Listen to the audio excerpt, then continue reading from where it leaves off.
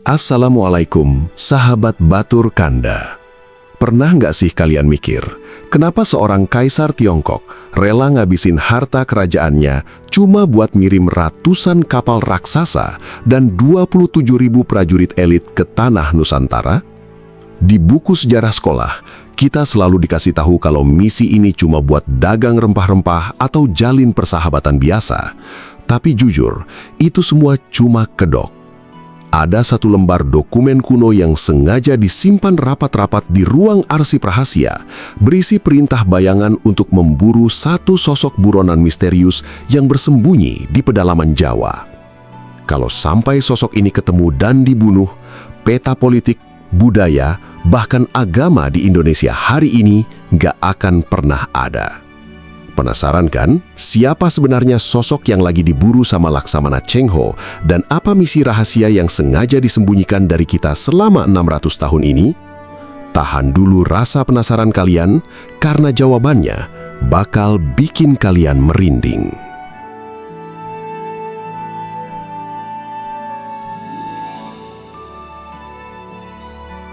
Halo sahabat Batur Kanda, senang sekali bisa kembali menemani waktu santai kalian semua. Kali ini, saya ingin menceritakan tentang sejarah penyebaran Islam di Nusantara. Biar Sobat Kanda nggak bosen cerita sejarah dari Timur Tengah terus. Kembali ke masa 600 tahun yang lalu. Coba ambil posisi duduk yang paling nyaman, tenangkan pikiran, lalu pejamkan mata sejenak. Mari kita bayangkan sebuah hamparan lautan luas tanpa ujung pada awal abad ke-15, tepatnya sekitar tahun 1405. Pagi itu, cuaca sebenarnya sangat cerah, namun ketenangan samudra tiba-tiba terusik oleh sesuatu yang belum pernah disaksikan oleh mata manusia manapun sebelumnya.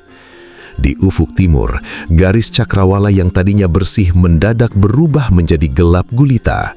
Sebuah bayangan masif merayap pelan, mengoyak kabut pagi yang dingin. Perlahan tapi pasti, bayangan tersebut menjelma menjadi deretan struktur kayu yang luar biasa raksasa.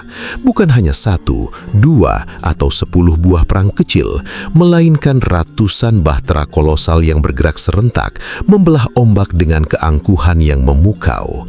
Permukaan air laut seolah bergoyang hebat, tertekan oleh beban jutaan ton kayu jati serta perlengkapan perang yang diangkutnya. Pemandangan ini begitu mencengangkan, seakan-akan ada sebuah kota metropolitan terapung yang sedang bermigrasi di atas air. Sahabat Batur Kanda, inilah armada laut terbesar yang pernah diciptakan oleh tangan manusia dalam sejarah peradaban maritim dunia. Konvoi megah ini meluncur dari pelabuhan Nanjing di bawah panji kemegahan dinasti Ming. Di barisan paling depan, terdapat deretan kapal induk utama yang dikenal dengan nama Bao Chuan atau kapal pusaka. Ukurannya benar-benar tidak masuk akal untuk teknologi zaman itu. Bayangkan saja, panjangnya mencapai 120 meter dengan lebar lebih dari 50 meter. Jika kita bandingkan dengan struktur modern, satu buah kapal pusaka ini setara dengan luas lapangan sepak bola. Mari kita perhatikan lebih dekat arsitekturnya yang menakjubkan. Bahtera kolosal tersebut ditopang oleh 9 tiang layar yang menjulang tinggi menembus awan. Ketika angin samudra berhembus kencang, layar-layar sutra berwarna merah menyala itu mengembang sempurna, menciptakan pemandangan estetis sekaligus mengintimidasi siapa saja yang melihatnya dari kejauhan. Di dalam lambung kendaraan laut yang berlapis-lapis ini, tersimpan ribuan ton barang berharga. Sutra halus, keramik porselen kualitas tertinggi, perhiasan emas, hingga persediaan logistik yang mampu bertahan untuk perjalanan bertahun-tahun. Sekarang, mari kita alihkan pandangan kita ke atas geledak tertinggi kapal komando tersebut. Di sana, berdiri tegak seorang pria dengan postur tubuh yang sangat jangkung. Tingginya diperkirakan mencapai 2 meter. Tatapan matanya lurus menembus ombak besar di hadapannya, memancarkan kecerdasan seorang ahli ahli strategi sekaligus keteguhan pemimpin sejati. Busana kebesarannya berkibar ditiup angin kencang, sementara tangannya menggenggam erat peta pelayaran kuno. Dialah Mahe, sosok legendaris yang kelak dianugerahi kehormatan oleh Kaisar sebagai Laksamana Cheng Ho. Namun, ada satu fakta luar biasa yang membuat tokoh ini begitu dicintai sekaligus dihormati di tanah air kita. Beliau bukanlah seorang penjelajah biasa. Cheng Ho adalah seorang muslim yang sangat taat sejak masa kecilnya. Di tengah kemegahan istana Tiongkok yang didominasi oleh tradisi non-muslim, beliau tetap teguh memegang prinsip tauhid. Keimanannya yang mendalam inilah yang nantinya menjadi kunci pembuka gerbang persahabatan sejati di setiap jengkal tanah Nusantara yang dikunjunginya. Beliau memimpin ratusan armada dan puluhan ribu prajurit bukan dengan nafsu menjajah, namun dengan ketundukan jiwa kepada Sang Pencipta alam semesta. Mari kita bandingkan sejenak dengan kronologi belahan dunia lain agar kita bisa merasakan betapa agungnya momen ini. Jauh sebelum pelaut Eropa seperti Christopher Columbus atau Vasco da Gama memulai penjelajahan mereka dengan beberapa perahu kecil yang ringkih, gugusan armada Cheng Ho sudah lebih dahulu menguasai jalur samudra global. Jumlah personil yang dibawa oleh Sang Laksamana tidak main-main, mencapai 27.000 orang. Rombongan kolosal ini terdiri dari berbagai latar belakang keahlian, mulai dari prajurit tempur elit, ahli astronomi, tabib pengobatan tradisional, pakar ilmu bumi, juru tulis, hingga para ulama serta penerjemah bahasa. Ini bukan sekedar pasukan militer biasa, ini adalah sebuah ekosistem peradaban yang sedang bergerak. Tujuan utama dari ekspedisi maha besar ini mengarah langsung ke sebuah wilayah eksotis yang sangat makmur, Kepulauan Nusantara. Mengapa daerah ini begitu memikat hati Kekaisaran Tiongkok? Tentu saja, kesuburan tanah kita yang kaya akan rempah-rempah berharga seperti cengkih dan pala menjadi salah satu magnet utamanya. Nilai komoditas tersebut pada masa itu bahkan melebihi harga emas murni di pasar internasional. Namun, di balik urusan perdagangan dan diplomasi resmi tersebut, ada sebuah rahasia besar dan takdir luhur yang sedang menanti kedatangan mereka di seberang lautan sana. Ketika jangkar raksasa berbahan besi pilihan mulai disiapkan untuk diturunkan di pelabuhan pertama Nusantara, ketegangan dan rasa kepenasaran menyelimuti seluruh kru kapal. Mereka tidak pernah tahu secara pasti apa yang akan mereka hadapi di tanah baru ini. Apakah mereka akan disambut dengan busur panah beracun, ataukah dengan senyuman hangat penuh persaudaraan? Satu hal yang pasti, pelayaran ini akan mengubah konstelasi budaya, politik, dan spiritual di bumi Nusantara untuk berabad-abad ke depan. Sahabat Batur Kanda, suara gemuruh rantai jangkar yang bergesekan dengan lambung kapal menandakan bahwa petualangan besar ini baru saja dimulai. Di atas jembatan komando, Laksamana Cheng Ho menarik nafas dalam-dalam, menghembuskannya perlahan, lalu menggumamkan kalimat basmalah dengan sangat lirih namun penuh keyakinan. Dia tahu setiap jengkal ombak yang dilewati adalah skenario terbaik dari Yang Maha Kuasa. Lantas bagaimanakah respon para penguasa lokal di Nusantara saat melihat ratusan monster kayu ini merapat di pantai mereka? Apa sebenarnya misi rahasia yang dibawa oleh Sang Laksamana atas perintah langsung dari Sang Kaisar? Bersiaplah, karena di bab selanjutnya kita akan menyaksikan momen dramatis saat kaki Sang penjelajah Muslim terbesar ini pertama kali menginjakkan kaki di bumi Pasai.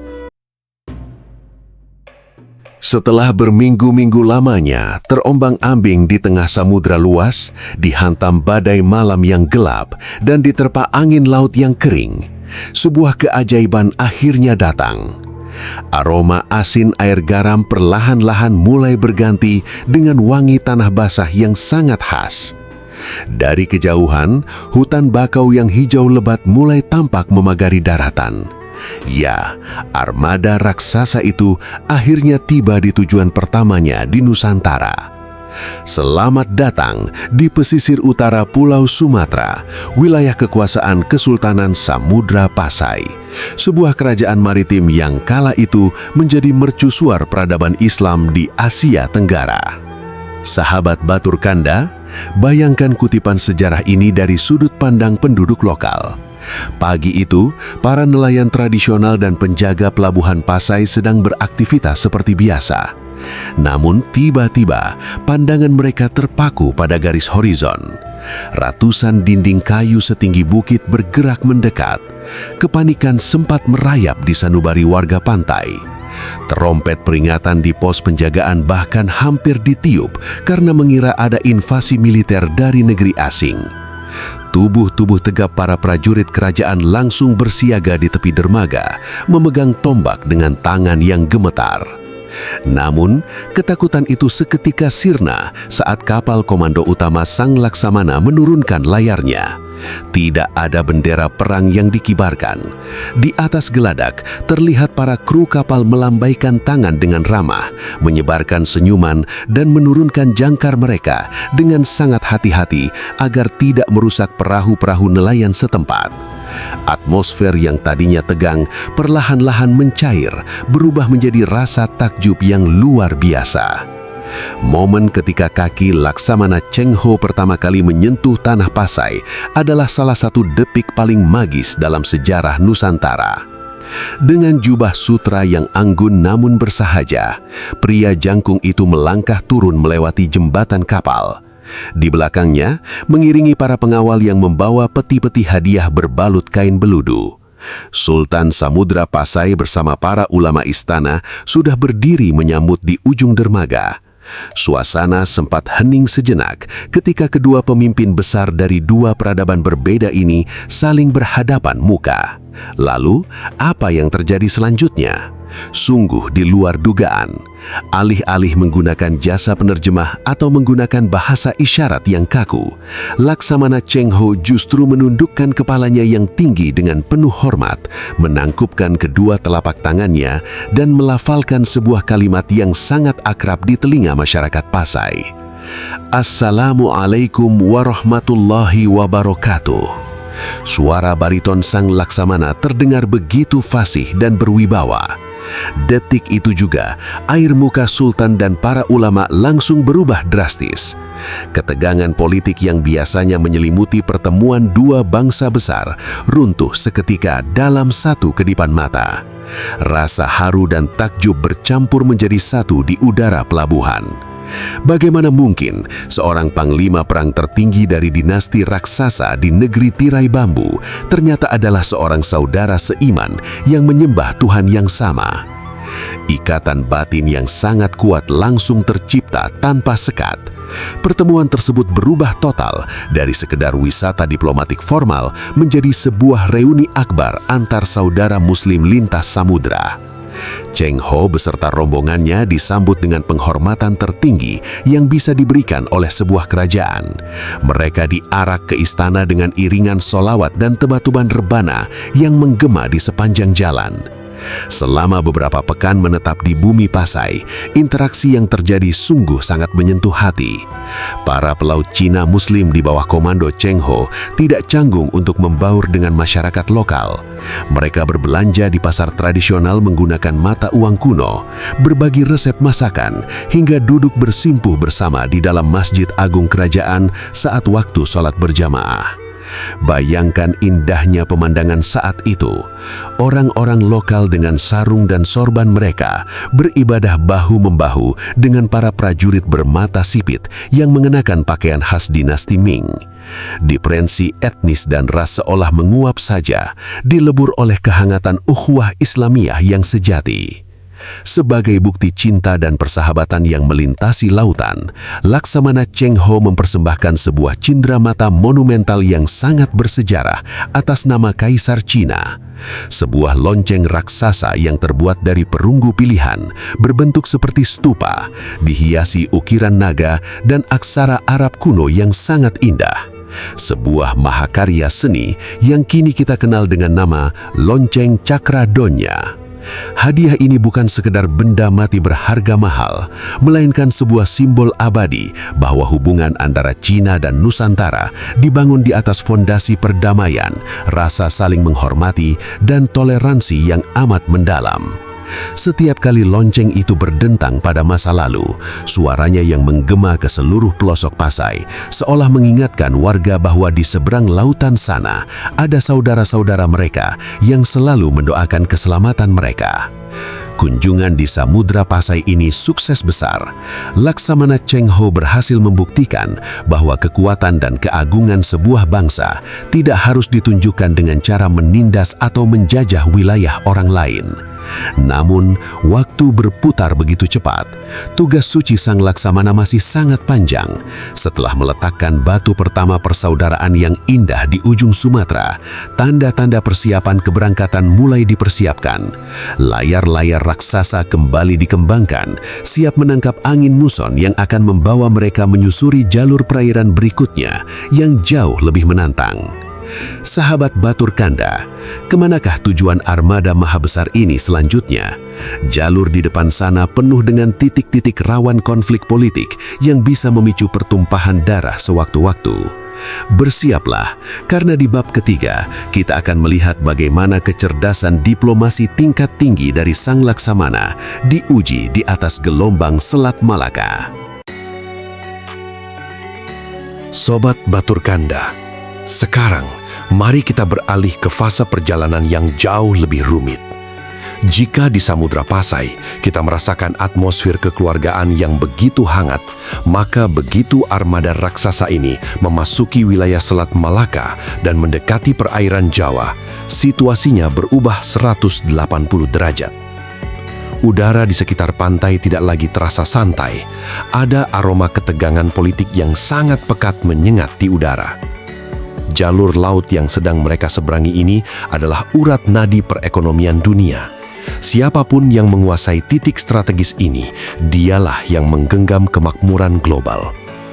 Namun pada awal abad ke-15 tersebut, bumi Nusantara sedang tidak baik-baik saja. Kerajaan Majapahit, imperium terbesar yang pernah berjaya di tanah Jawa, tengah mengalami guncangan hebat pasca Perang Paregrek. Sebuah perang saudara yang sangat berdarah, melemahkan stabilitas negara dan menyisakan trauma mendalam serta rasa saling curiga yang akut di antara para penguasa lokal. Bayangkan kondisinya saat itu. Pemerintahan terpecah, kewaspadaan militer berada di tingkat tertinggi, dan pedang para prajurit selalu terunus, siap menyerang siapa saja yang dianggap sebagai ancaman. Di tengah situasi psikologis yang sangat labil itulah, mendadak di garis pantai muncul konvoi militer asing berkekuatan 27.000 prajurit bersenjata lengkap. Bagi mata seorang penguasa yang sedang paranoid, kehadiran armada Cheng Ho bisa langsung diartikan satu hal: invasi militer besar-besaran. Satu langkah salah saja dari Sang Laksamana, maka pertempuran paling mengerikan dalam sejarah maritim Nusantara dipastikan akan meletus detik itu juga. Disinilah letak ujian sesungguhnya bagi Mahe. Beliau bukan sekedar nahkoda yang bertugas mengemudikan bahtera raksasa, melainkan seorang diplomat ulung titisan langsung dari kebijakan tertinggi Kaisar Tiongkok. Beliau sangat paham bahwa menunjukkan otot militer di tengah masyarakat yang sedang terluka akibat perang saudara adalah sebuah kebodohan yang fatal. Menghancurkan musuh dengan meriam mungkin mudah bagi armada sekuat itu, namun memenangkan hati manusia itu membutuhkan seni tingkat tinggi. Lantas, strategi apa yang diterapkan oleh Sang Panglima Muslim ini untuk meredam bom waktu tersebut?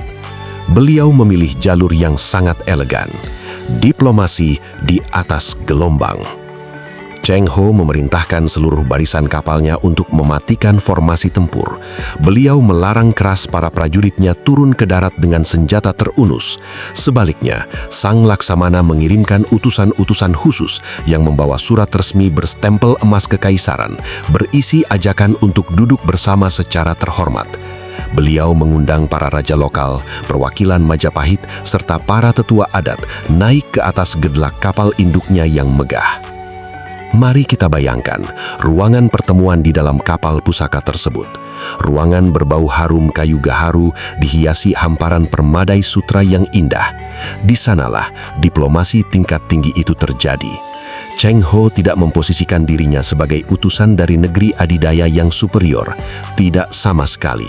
Dengan suara dadanya yang berat, tenang, dan berwibawa, beliau mendengarkan setiap keluh kesah, ketakutan, serta aspirasi dari para raja Nusantara dengan penuh takzim. Beliau memposisikan dinasti Ming bukan sebagai penjajah yang ingin merebut tanah air mereka, melainkan sebagai mitra dagang yang jujur sekaligus penengah yang netral.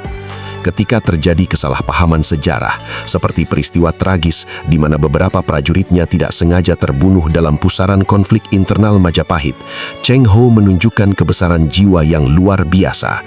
Beliau tidak membalasnya dengan genosida atau agresi militer. Beliau memilih jalan damai, menerima pembayaran denda adat, dan mengedepankan dialog demi menjaga stabilitas kawasan. Tindakan bijaksana ini seketika meruntuhkan tembok ego para penguasa Nusantara yang tadinya memandang armada asing ini dengan tatapan penuh kebencian dan kecurigaan, perlahan-lahan mulai menaruh rasa hormat yang amat dalam.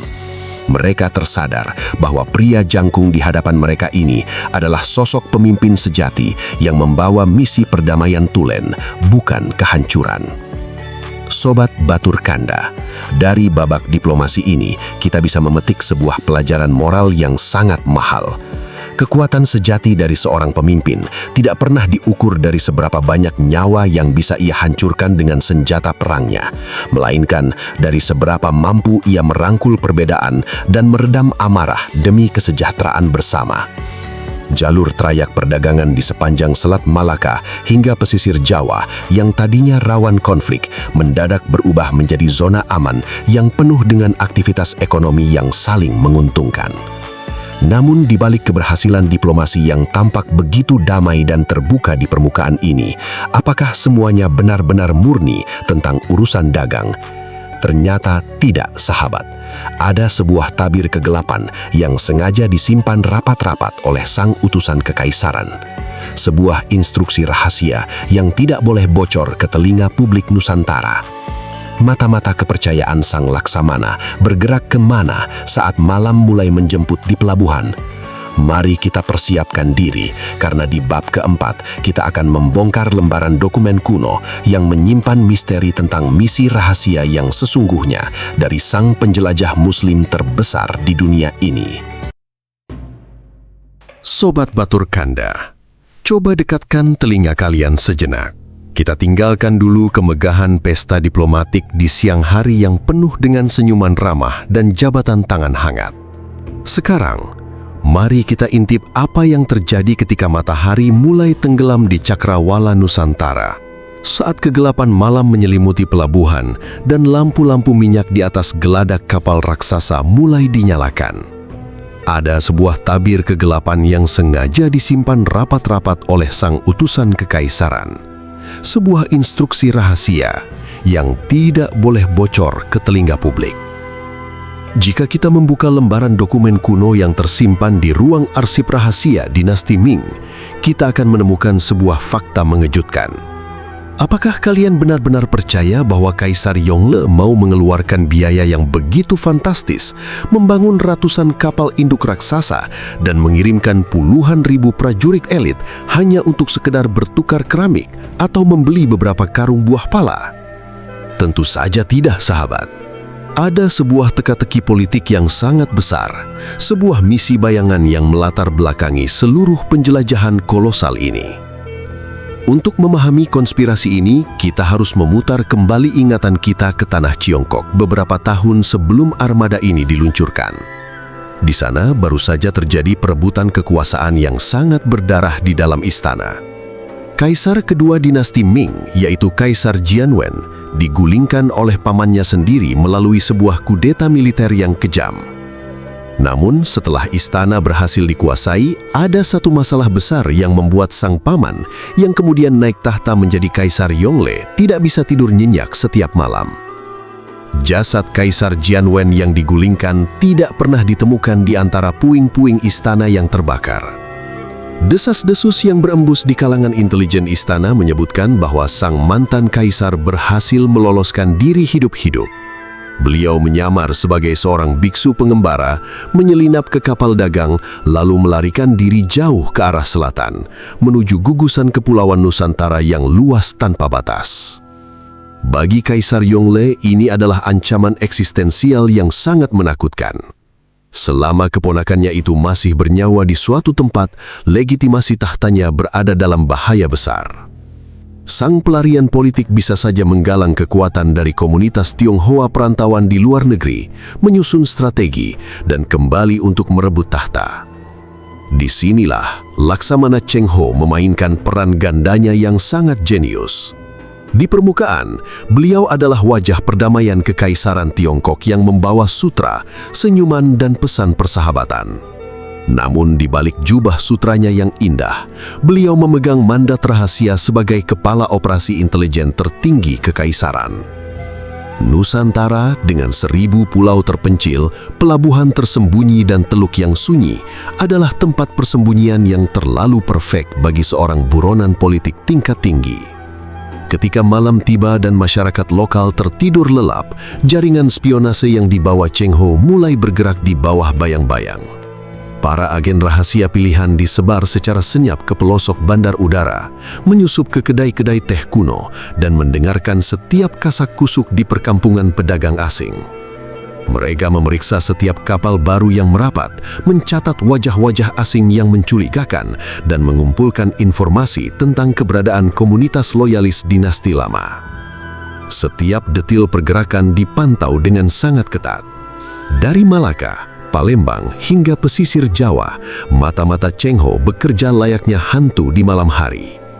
Luar biasanya, operasi intelijen berskala besar ini dilakukan dengan sangat rapi, tanpa menimbulkan kepanikan atau mengganggu hubungan diplomatik dengan para raja lokal di Nusantara.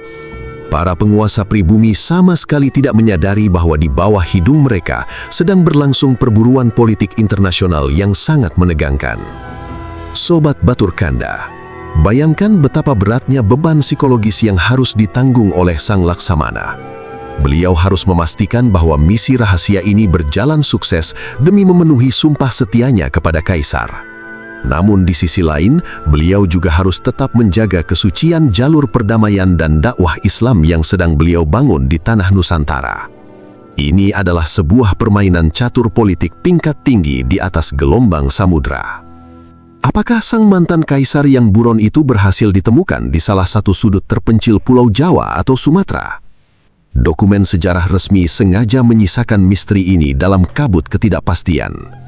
Namun, pergerakan armada ini tidak boleh berhenti hanya karena sebuah perburuan bayangan. Takdir yang jauh lebih nyata dan membawa berkah besar bagi peradaban lokal sudah menanti mereka di perbentian berikutnya. Ketika fajar mulai menyingsing dan kabut misteri malam perlahan memudar, trompet kapal kembali ditiup. Jangkar aksasa ditarik naik, membawa serta seluruh rahasia malam yang terkubur di lautan. Kali ini, kapal komando Cheng Ho mengarahkan haluannya menuju sebuah pelabuhan penting di pesisir utara Jawa Tengah. Sebuah tempat di mana sebuah keputusan darurat akan mengubah jalannya sejarah dan melahirkan sebuah monumen toleransi yang paling indah di tanah air kita. Bersiaplah, karena di bab kelima, kita akan ikut merapat dan menyaksikan bagaimana Sang Laksamana menancapkan jangkar kehidupannya di bumi Semarang. Sobat Kanda, tarik nafas dalam-dalam, lalu embuskan dengan senyuman terbaik kalian. Kita tinggalkan sejenak atmosfer spionase malam yang menegangkan di bab sebelumnya. Sekarang, mari kita sambut mentari pagi yang cerah di Laut Jawa. Bahtera-bahtera megah berukuran raksasa itu kini sedang bergerak anggun membelah ombak mengarah ke pesisir utara Jawa. Angin berhembus begitu bersahabat, seolah-olah alam semesta sedang ikut bernyanyi menyambut kelanjutan petualangan sang Panglima Muslim kita. Namun, di tengah suasana pelayaran yang awalnya sangat tenang ini, sebuah peristiwa darurat mendadak terjadi di atas kapal komando utama. Kabar mengejutkan datang dari ruang perawatan medis.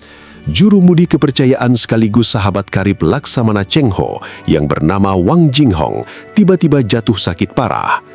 Tubuh kesatria tangguh itu mendadak lemas, menggigil hebat, dan kondisi fisiknya menurun drastis akibat serangan wabah penyakit misterius di tengah samudra. Suasana riang di atas geledak seketika berubah menjadi kepanikan kecil. Sang Laksamana tidak tinggal diam. Sebagai pemimpin yang memiliki rasa kemanusiaan yang sangat tinggi, beliau tidak akan pernah meninggalkan anak buahnya menderita, apalagi seorang sahabat setia yang telah menemaninya mengarungi separuh belahan dunia. Tanpa membuang waktu, Cheng Ho langsung mengambil keputusan taktis yang sangat krusial. Beliau memerintahkan seluruh barisan armada untuk mengubah haluan, mendekati garis pantai terdekat, dan mencari tempat perlindungan yang aman guna melakukan perawatan medis darurat. Disinilah takdir Tuhan bekerja dengan cara yang sangat indah, sahabat. Pandangan mata para pengintai kapal akhirnya tertuju pada sebuah muara sungai yang tenang di kawasan Bukit Simongan, wilayah yang di masa depan kelak kita kenal sebagai Kota Semarang. Jangkar-jangkar raksasa pun diturunkan dengan gemuruh yang menggetarkan air pantai. Rombongan tim medis segera membobong Wang Jinghong turun ke daratan, mencari tempat yang paling steril dan teduh. Mereka akhirnya menemukan sebuah gua batu alami yang cukup luas di lereng perbukitan. Di dalam gua yang sejuk itulah, juru mudi agung tersebut dibaringkan dan dirawat secara intensif menggunakan ramuan herbal tradisional yang dibawa langsung dari tanah leluhur mereka. Karena proses penyembuhan membutuhkan waktu yang tidak sebentar, Cheng Ho memutuskan untuk mendirikan pemukiman sementara di sekitar area gua tersebut. Ratusan prajurit dan pekerja diturunkan dari kapal untuk mendirikan tenda-tenda serta bangunan kayu penyangga.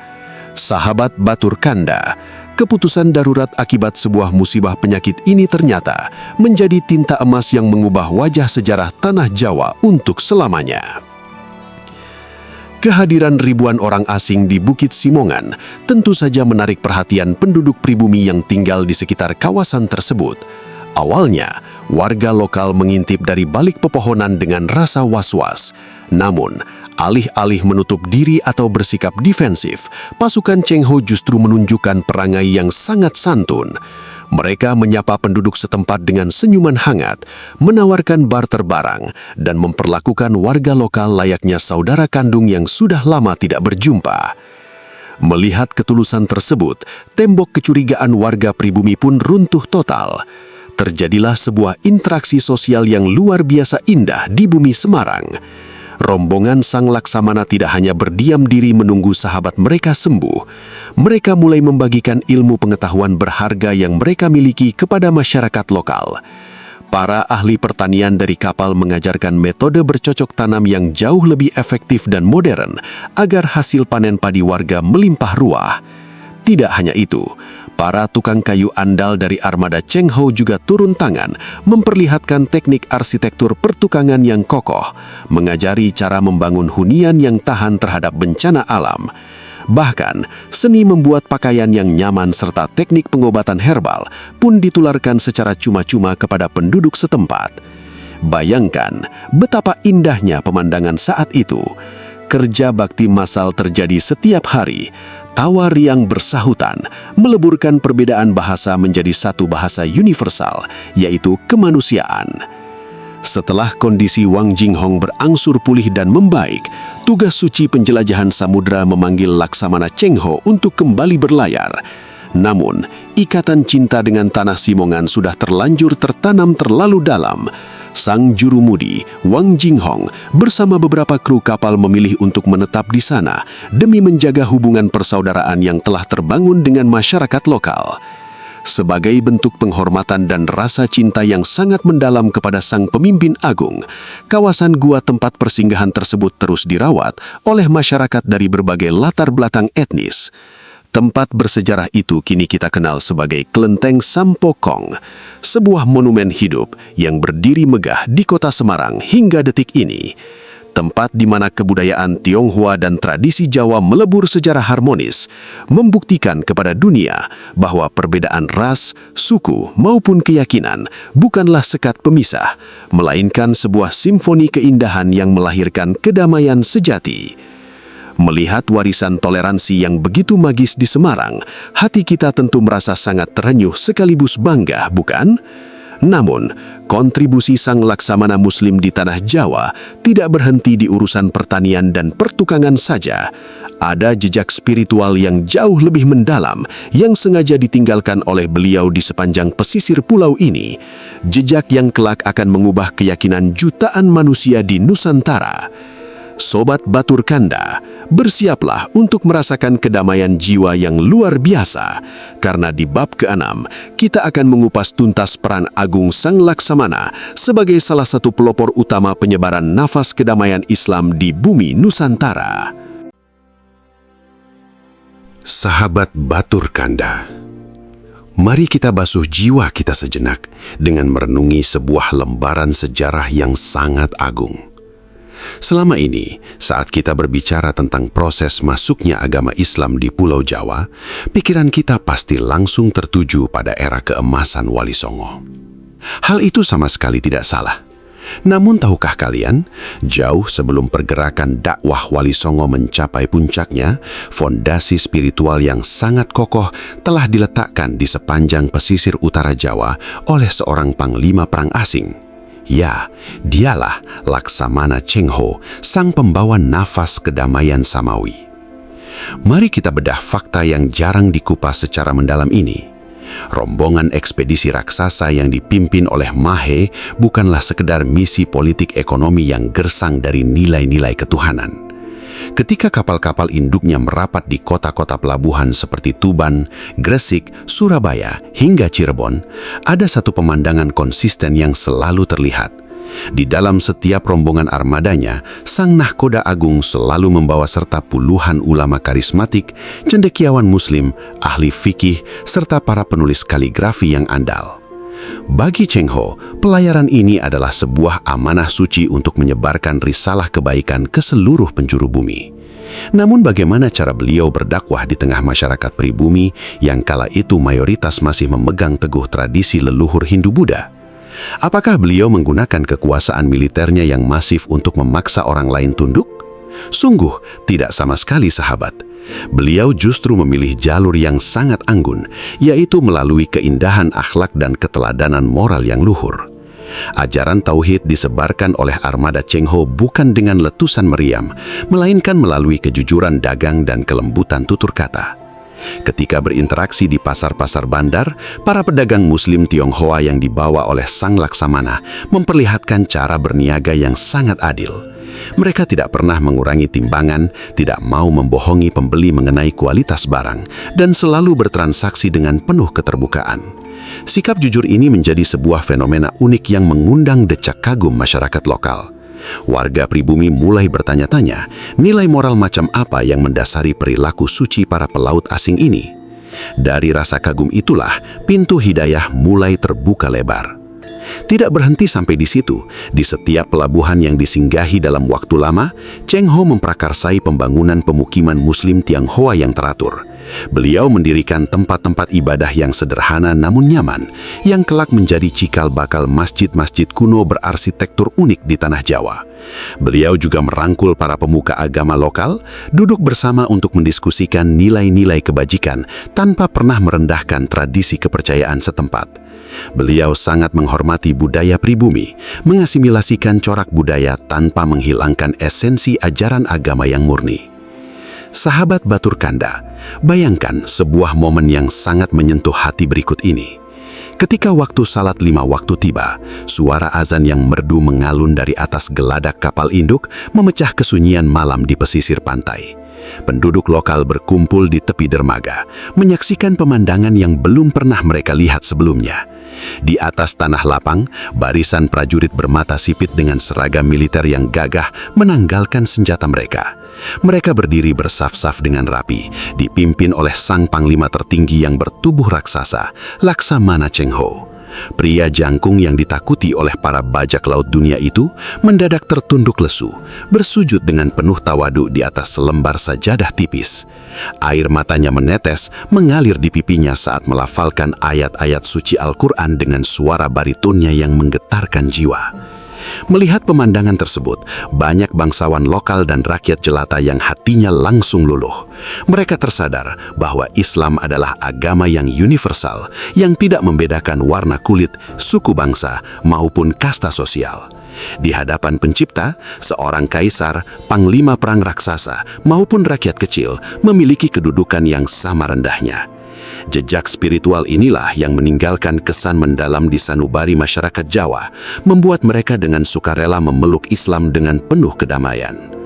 Jasa besar Cheng Ho ini menjadi karpet merah yang mempermudah pergerakan dakwah para wali Songo di masa-masa berikutnya. Komunitas-komunitas Muslim yang beliau rintis berkembang menjadi pusat-pusat studi agama yang makmur. Sebuah warisan tak berwujud yang jauh lebih berharga daripada gunungan emas maupun sutra yang pernah diangkut oleh kapalnya. Namun seperti roda kehidupan yang selalu berputar, jalan dakwah dan perdamaian yang dirajut oleh Sang Laksamana tidak selamanya berjalan mulus tanpa hambatan. Di tengah upaya beliau menyebarkan keteduhan di bumi Nusantara, sebuah ancaman kegelapan yang sangat nyata sedang mengintai di jalur pelayaran pulang mereka. Sebuah kekuatan hitam yang siap menghancurkan ketenangan samudra dengan pertumpahan darah yang mengerikan. Sahabat Batur Kanda, bersiaplah untuk menahan nafas sejenak, karena di bab ke-7, atmosfer damai ini akan pecah berkeping-keping. Kita akan menyaksikan bagaimana Sang Panglima harus kembali menghunus pedangnya demi menghadapi badai pertempuran laut terdahsyat dengan komplotan bajak laut paling kejam di Selat Malaka. Sobat Ganda, tahan nafas kalian sekarang. Tarik sabuk pengaman erat-erat, karena atmosfer keteduhan spiritual yang kita rasakan di bab sebelumnya kini hancur berkeping-keping dalam sekejap mata. Kita berpindah ke wilayah perairan sekitar Palembang dan Selat Malaka. Jalur yang tadinya tenang mendadak berubah menjadi neraka jahanam yang sangat mengerikan. Langit yang biru bersih seketika tertutup oleh awan hitam pekat, seolah memberikan tanda bahwa sebuah tragedi berdarah berskala besar akan segera meletus di atas permukaan laut. Di wilayah strategis ini, hidup sekelompok hitam yang menjadi mimpi buruk bagi seluruh pelaut dunia.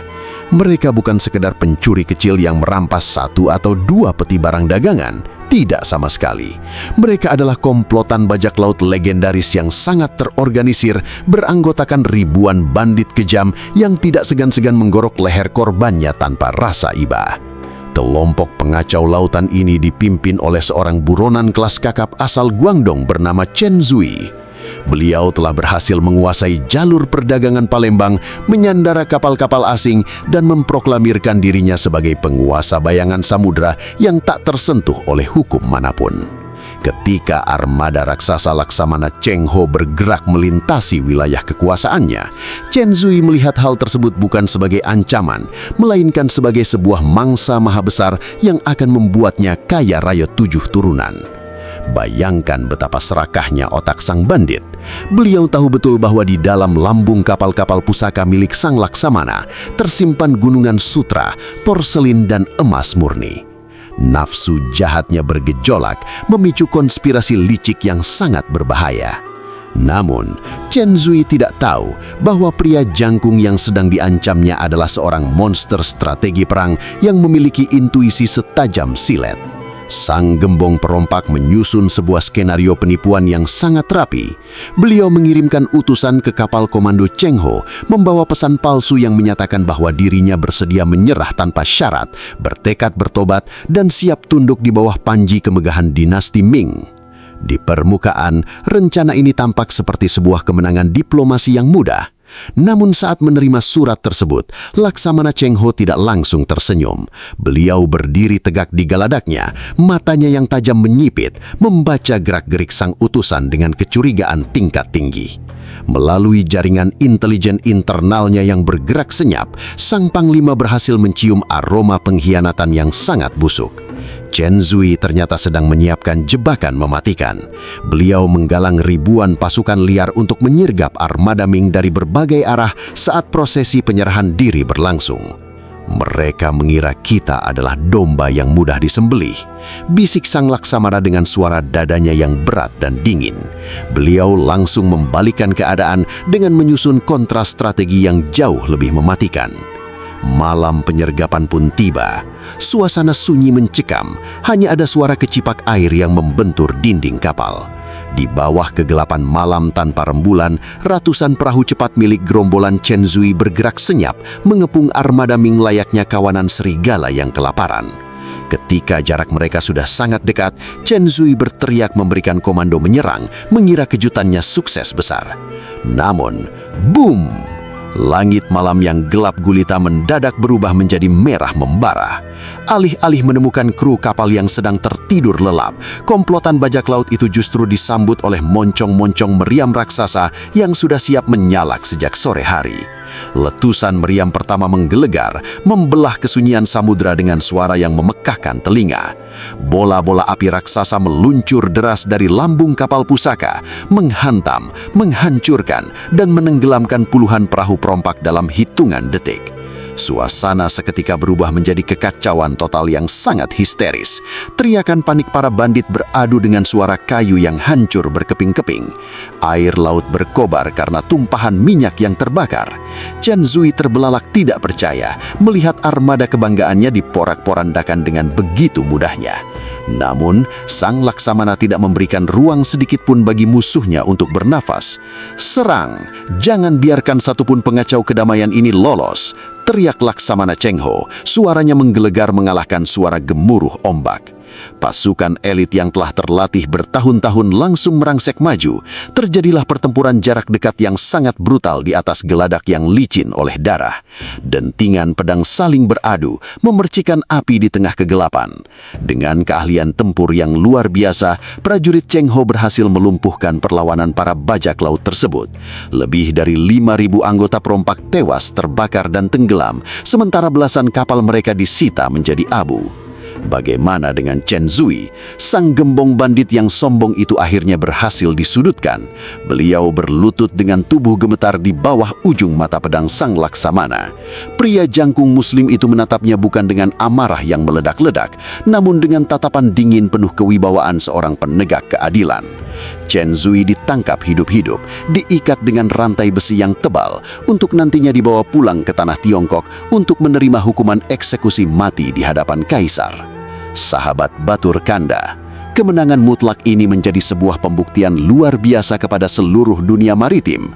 Selat Malaka yang selama tahunan menjadi zona merah yang paling ditakuti oleh para pedagang internasional kini kembali bersih, aman dan damai berkat ketegasan sang Laksamana Muslim.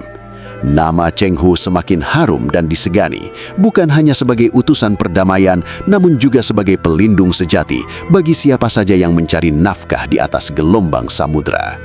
Badai pertempuran laut terdahsyat itu kini telah berlalu, meninggalkan puing-puing kayu yang terapung sepi di atas air. Dengan berakhirnya ancaman terbesar ini, armada raksasa tersebut bisa kembali melanjutkan misinya dengan kepala tegak.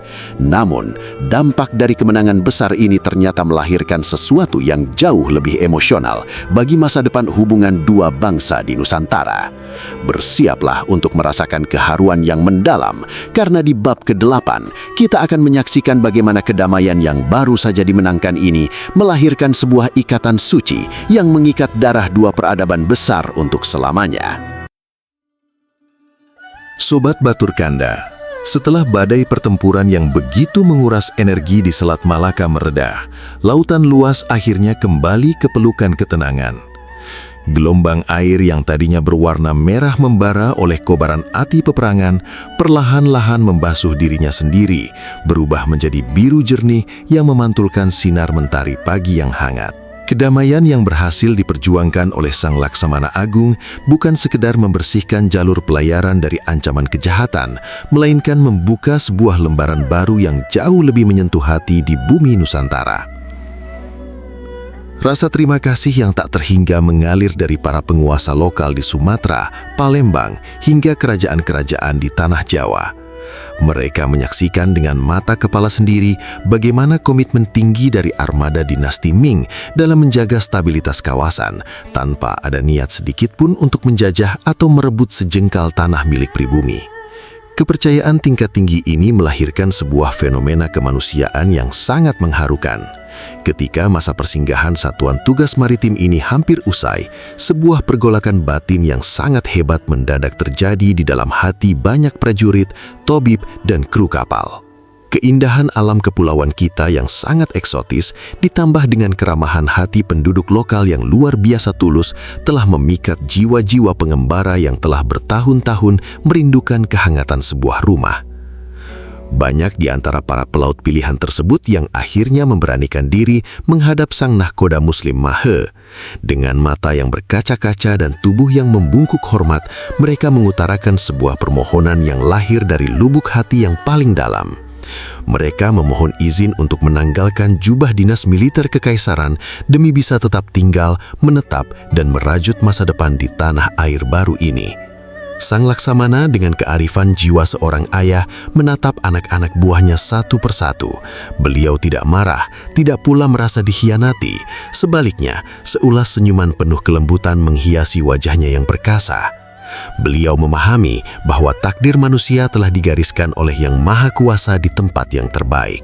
Disinilah peristiwa agung yang sangat legendaris itu dimulai, sebuah sumpah setia yang mengikat darah dua peradaban besar menjadi satu kesatuan yang tidak terpisahkan. Restu suci pun diberikan. Prosesi pernikahan antar bangsa pun digelar di berbagai pesisir pelabuhan Nusantara dengan penuh rasa hikmat. Para pemuda Tionghoa Muslim tersebut bersanding di pelaminan bersama wanita-wanita pribumi yang sangat anggun dan santun. Ketika kalimat ijab kabul diucapkan di hadapan para tokoh agama, suasananya begitu magis. Air mata haru menetes dari para saksi yang hadir. Janji suci itu bukan sekedar rangkaian kata formalitas di atas lembaran kertas diplomatik, melainkan sebuah sumpah suci di hadapan Tuhan untuk saling menjaga, saling menghormati, dan hidup berdampingan dalam suka maupun duka. Pernikahan suci ini langsung melahirkan gelombang akulturasi kebudayaan yang sangat kaya dan luar biasa indah yang jejaknya masih bisa kita rasakan dan nikmati dalam kehidupan sehari-hari hingga detik ini. Tengoklah bagaimana arsitektur tempat tinggal dan rumah ibadah mulai saling mempengaruhi secara jenius. Atap-atap bangunan berbentuk lengkungan pagoda khas negeri tirai bambu mulai berpadu mesra dengan struktur ukiran kayu jati yang megah milik tradisi lokal. Di dalam ruang domestik, dapur-dapur rumah tangga menjadi laboratorium rasa yang menakjubkan. Peleburan antara bumbu rempah-rempah asli Nusantara dengan teknik memasak dari belahan utara melahirkan ragam kuliner lezat yang kini menjadi hidangan favorit keluarga kita, mulai dari seni mengolah mie, bakso, hingga kudapan lumpia yang melegenda. Bahkan dalam sehelai kain batik pesisiran yang indah, goresan motifnya mendapat sentuhan estetika corak Tiongkok yang sangat khas, memadukan gambar burung phoenix dan naga dengan warna-warna cerah yang melambangkan kebahagiaan serta kemakmuran hidup bersama. Perbedaan ras, warna kulit, maupun bahasa ibu tidak lagi menjadi dinding pemisah yang kaku dan dingin. Bahasa kalbu yang penuh kasih telah meruntuhkan semua ego kelompok. Anak-anak yang lahir dari rahim pernikahan campuran ini tumbuh menjadi sebuah generasi baru yang berjiwa besar. Mereka mencintai tanah tempat kaki mereka berpijak, sekaligus menghormati nilai-nilai luhur warisan leluhur mereka. Sobat Kanda, sumpah setia dua bangsa ini menjadi sebuah bukti sejarah paling otentik bahwa perbedaan bukanlah sebuah kutukan yang harus diakhiri dengan konflik atau peperangan. Perbedaan adalah anugerah terindah dari Sang Pencipta agar manusia bisa saling mengenal, saling melengkapi kekurangan masing-masing, dan merajut jalinan persaudaraan yang kokoh. Rasa aman dan harmoni yang tercipta di sepanjang pesisir Nusantara ini menjadi mahakarya terbaik yang pernah dihasilkan dari pelayaran panjang Sang Laksamana Agung. Namun waktu adalah penguasa yang tidak pernah menunggu siapapun. Di balik kebahagiaan dan kehangatan yang sedang mekar di bumi Nusantara, sang waktu terus berjalan maju, membawa garis takdir ke arah yang tidak terhindarkan. Tugas ekspedisi maha besar ini harus terus bergerak menuju titik akhirnya. Usia sang pemimpin besar pun perlahan-lahan mulai digerogoti oleh keletihan fisik yang teramat sangat setelah butulan tahun memimpin puluhan ribu nyawa menantang keganasan samudra global. Lambaian tangan perpisahan yang penuh dengan tetesan air mata mulai membayangi pelabuhan. Bersiaplah untuk menundukkan kepala dan merasakan kesyahduan yang teramat dalam, karena di bab ke-9 kita akan memasuki detik-detik pelayaran terakhir yang dipenuhi dengan rasa melankolis saat sang penjelajah muslim terbesar di dunia ini harus menghadapi batas akhir dari perjalanan hidupnya di atas muka bumi. Sobat Batur Kanda, ambil napas dalam-dalam, lalu lepaskan secara perlahan. Sekarang, Saya ingin mengajak kalian semua untuk meredupkan lampu ruangan, mengheningkan ciptaan, dan mendengarkan kisah ini dengan seluruh kepekaan jiwa kalian. Kita telah sampai pada lembaran paling melankolis dari seluruh rangkaian perjalanan agung ini. Sebuah fase di mana keangkuhan waktu memperlihatkan kekuasaannya yang mutlak, bahwa setiap kisah hebat di bawah langit, tidak peduli seberapa megah ia bermula, pada akhirnya harus menemui titik pemberhentian terakhir yang sunyi. Waktu terus berjalan tanpa pernah peduli pada kerinduan manusia. Puluhan tahun telah berlalu sejak ratusan armada raksasa dinasti Ming pertama membelah ombak samudra global. 7 kali ekspedisi maha besar telah dituntaskan dengan keberhasilan yang mencengangkan dunia. Namun, harga yang harus dibayar untuk sebuah kejayaan sejarah tidaklah murah. Tubuh jangkung Sang Laksamana Agung yang dahulu berdiri tegak bagaikan karang di tengah badai, kini perlahan-lahan mulai digerogoti oleh usia tua dan keletihan fisik yang teramat sangat. Rambut hitamnya kini telah memutih sepenuhnya, sementara garis-garis keriput di wajahnya bercerita tentang ribuan malam yang dihabiskan tanpa tidur demi menjaga keselamatan puluhan ribu anak buahnya. Pada tahun 1433, dalam pelayaran ketujuhnya yang sekaligus menjadi misi terakhir, kondisi kesehatan Ma Hehe menurun drastis. Bahtera komando utama yang sedang berlayar membelah laut lepas perlahan-lahan diselimuti oleh atmosfer yang sangat mencekam sekaligus mengharukan. Tidak ada lagi suara tawa riang atau tetabuhan rebana yang bertenaga di atas gedak. Yang tersisa hanyalah kesunyian malam yang dingin diselingi suara batu kecil dari dalam kamar sang panglima besar. Sahabat Batur Kanda. Dalam keheningan malam yang sunyi itu, sang penjelajah muslim terbesar di dunia sedang menatap batas akhir takdirnya sendiri. Mari kita bayangkan suasana di dalam kabinet kapalnya. Cahaya lilin yang temaram bergoyang pelan, memantulkan bayangan tubuh raksasanya yang kini terbaring lemah di atas tempat tidur kayu. Di sekelilingnya, para tabib istana terbaik tertunduk lesu dengan air mata yang mulai mengalir di pipi mereka. Ramuan herbal paling mujarab sekalipun sudah tidak lampu lagi melawan kehendak alam yang ingin menjemput sang kesatria pulang. Dengan sisa-sisa tenaga yang masih ada, Cheng Ho meminta para pengawalnya untuk membantunya duduk dekat jendela kapal yang terbuka. Beliau ingin merasakan hembusan angin samudra untuk yang terakhir kalinya. Ketika angin laut yang dingin menyentuh wajahnya, pandangan matanya yang mulai kabur menatap lurus ke arah barat daya, ke arah gugusan kepulauan Nusantara yang sangat dicintainya. Detik itu juga, lembaran-lembaran kenangan manis di masa lalu seolah berputar kembali dengan sangat jelas di dalam benaknya.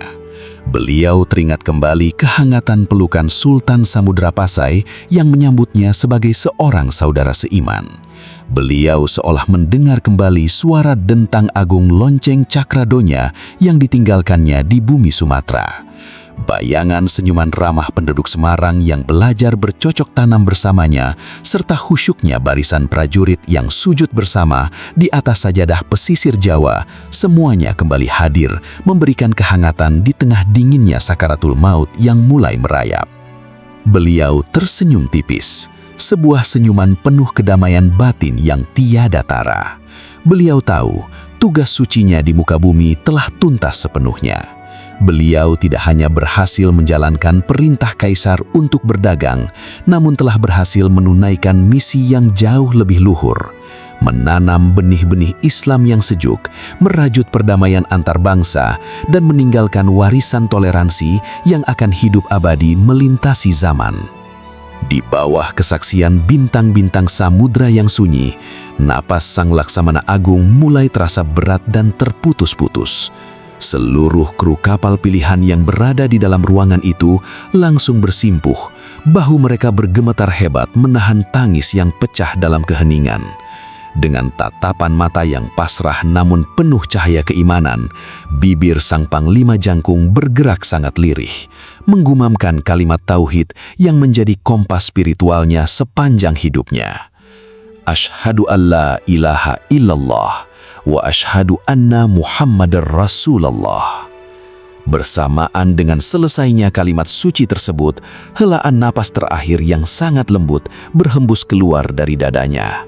Laksamana Cheng Ho, sang nahkoda muslim terbesar yang pernah dilahirkan oleh peradaban manusia, akhirnya mengembuskan napas terakhirnya di tengah samudra luas. Beliau wafat di tempat yang paling dicintainya, di atas hamparan ombak ganas yang telah membesarkan namanya, di bawah langit malam yang menjadi saksi bisu atas seluruh ketulusan perjuangannya. Kabar duka tersebut seketika menyebar ke seluruh barisan armada, memicu gelombang kesedihan yang teramat dahsyat. Bendera-bendera kebesaran diturunkan setengah tiang. Isak tangis puluhan ribu prajurit tangguh menggema di tengah lautan, meratapi kepergian seorang pemimpin yang tidak hanya mereka takuti karena pangkatnya, namun mereka cintai karena kemuliaan akhlaknya.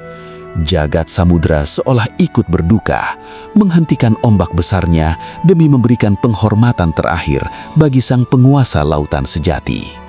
Sahabat Batur Kanda, kepergian sang Laksamana meninggalkan sebuah lubang kehilangan yang sangat besar, tidak hanya bagi Kekaisaran Tiongkok, namun juga bagi seluruh masyarakat di Kepulauan Nusantara yang pernah merasakan sentuhan kasih sayangnya.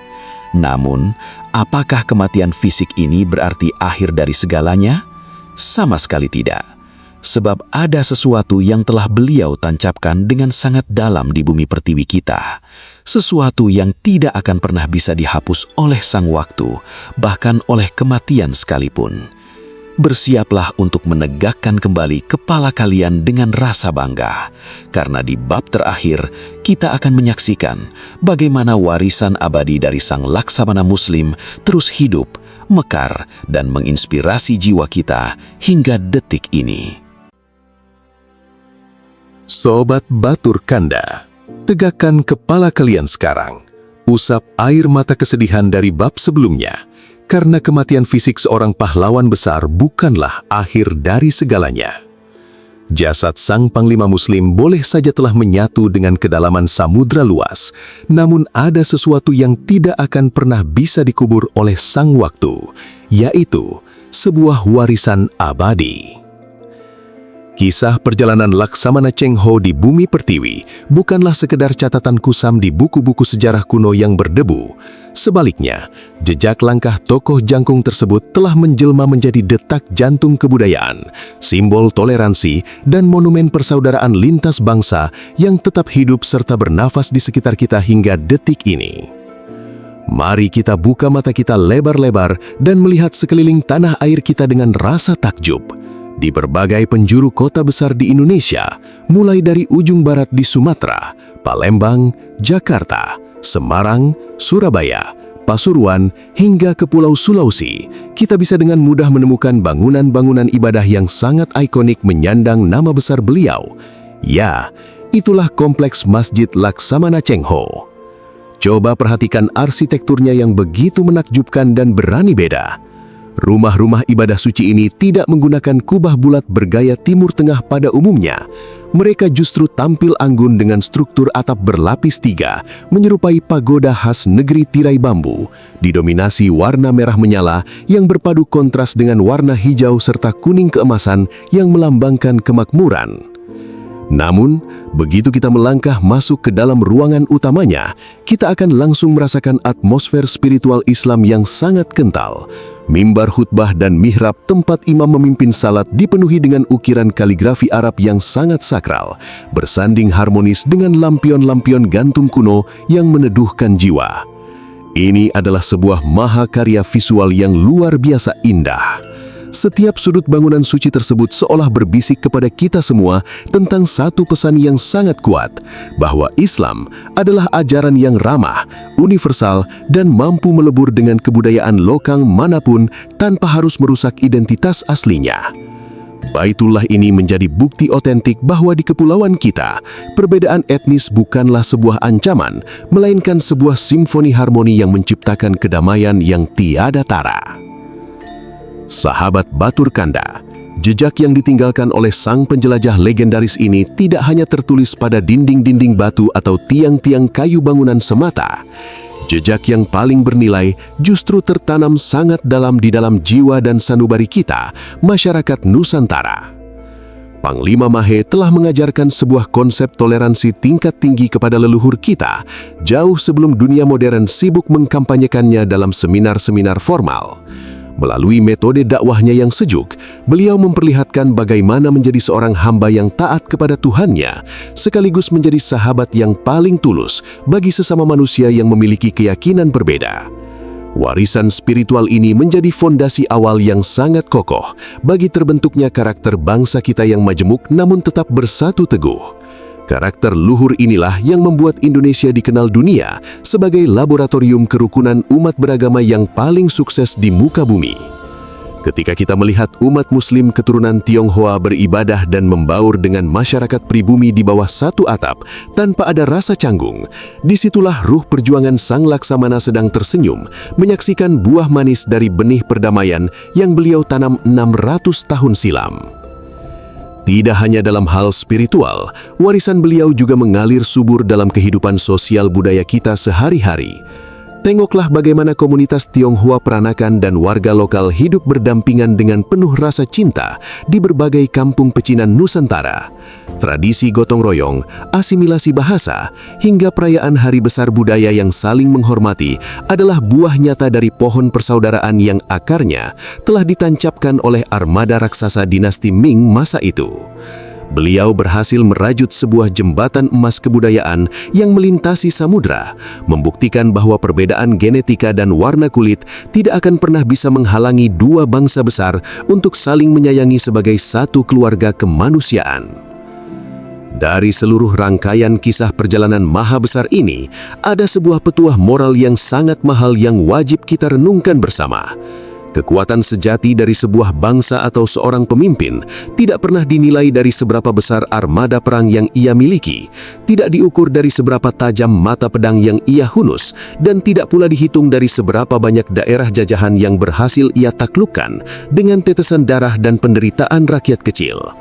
Kekuatan sejati justru terletak pada seberapa besar rasa kemanusiaan yang mampu ia tebarkan, seberapa luas kedamaian yang bisa ia bagikan, dan seberapa dalam rasa hormat yang mampu ia berikan kepada sesama makhluk hidup di bawah kolong langit ini. Laksamana Cheng Ho telah menuntaskan tugas sejarahnya dengan sangat sempurna. Beliau telah pergi menghadap Sang Pencipta, namun warisan cintanya akan tetap abadi selamanya, mengalir di dalam aliran darah dan nafas kehidupan kita di bumi Nusantara. Maka dari itu, tugas kita sekarang sebagai generasi penerus adalah menjaga warisan luhur ini agar tidak padam digerus oleh zaman. Mari kita rawat toleransi ini, kita jaga persaudaraan ini, dan kita tebarkan kedamaian kepada siapa saja tanpa memandang latar belakang mereka. Terima kasih banyak sudah setia mendengarkan kisah luar biasa ini dari awal hingga akhir di channel Batur Kanda. Jangan lupa untuk terus mendukung perjalanan kami dengan cara klik tombol like, subscribe, dan bagikan video ini kepada seluruh sahabat kalian agar api sejarah ini tetap menyala di dalam hati kita masing-masing. Sampai jumpa di kisah-kisah sejarah menarik selanjutnya. Tetaplah menjadi batur yang bijak, dan salam budaya.